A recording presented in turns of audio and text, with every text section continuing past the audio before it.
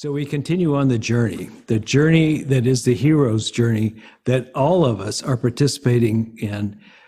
Our whole lives are really essentially a hero's journey, that your life has been a hero's journey ever since the beginning of your birth.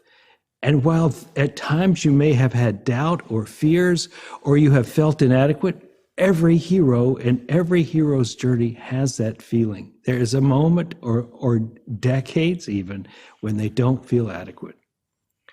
But if they persist, and if they agree to life, really agree to life, essentially say yes to life, bring the robustness of their life to the life that they're living. If they do that, inevitably they will find successes. They will be transformed by it, and they will move on into a deeper level of understanding about themselves or success in the world, or in some way they will reap the rewards of doing life. But once we hear the call, some of us refuse, and some of us jump in, and some of us halfway in between.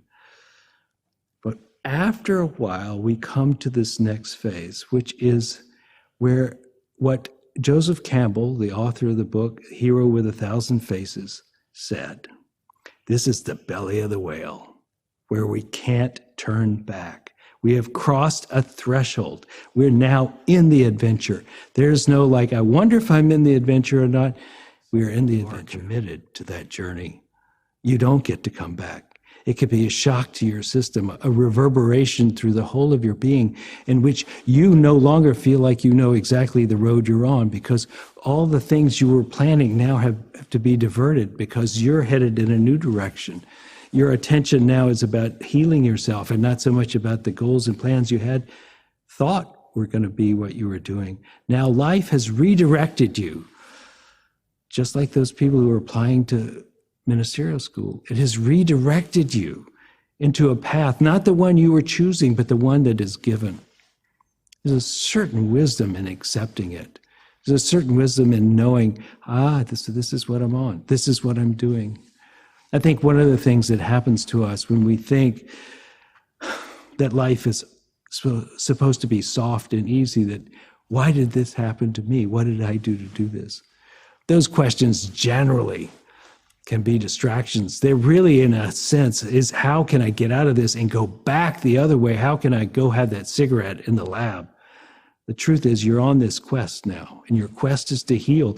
On the outer, your quest is to heal, but there's also usually a deeper thing inside that.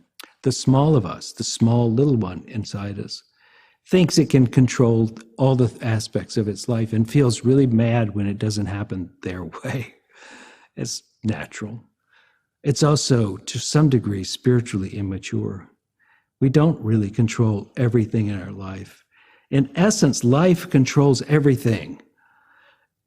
We're not this body, and we're not just our minds. We really are life itself. But when we identify with this small body and small mind, it's very easy for us to feel like life is doing it to us, that we're not in charge. But not in a good way. We feel like we should be in charge. So there's this dynamic tension of the small self with the world outside. The small self really is our sense of separation from that which exists.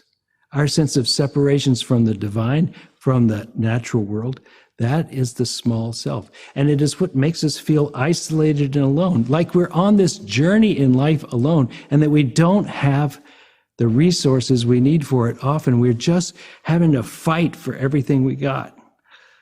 That is what the small self keeps telling us over and over, because it is formed out of this idea of separation.